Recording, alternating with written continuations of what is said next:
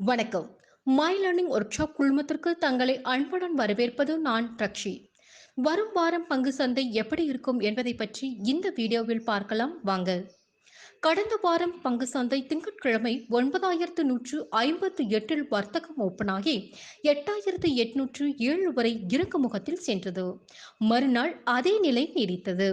பிறகு வந்த நாட்களில் நிதி அமைச்சகத்தின் தகவல்களின் அடிப்படையில் சந்தை மேல் நோக்கி நகர்ந்ததால் சந்தையால் உயர்வை தக்க வைத்துக் கொள்ள முடியவில்லை.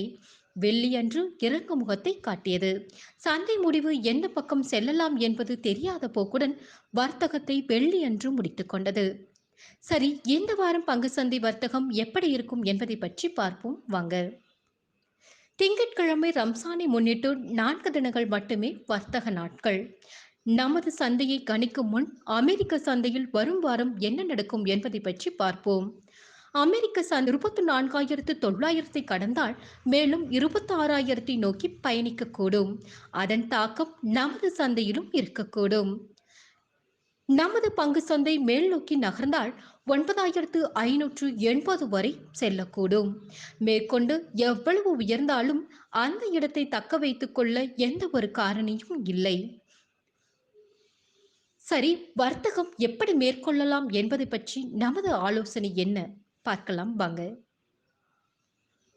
சந்தை ஒவ்வொரு ஏற்றத்தையும் பயன்படுத்தி கொண்டு விற்று வாங்கினால் லாபத்தை அறுவடை செய்யலாம். உதாரணத்திற்கு செவ்வாயன்று நிப்டி 9,480 ஓப்பன் ஆகிறது என்று வைத்துக் கொள்ளுங்கள். 9,530 SL ஆக வைத்துக்கொண்டு செல் என்ட்ரி எடுக்கலாம். குறைந்தது 100 150 பாயிண்ட்ஸ் லாபம் கிடைக்கும். நிப்டி 8,800க்கு கீழ் வலுவிழந்து காணப்படுகிறது. 8,800 நிப்டி உடைக்கும் பட்சத்தில் அதன் இலக்கு 7,500 நோக்கியிருக்கும். நாம் ஏற்கனவே சொல்லியது போல் நிப்டி 6,800 என்ற கதவு திறந்தே இருக்கிறது.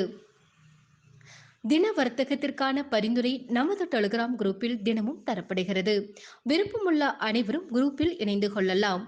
டெலிகிராம் லிங்க் டிஸ்கிரிப்ஷன்ல கொடுக்கப்பட்டிருக்கு. நன்றி.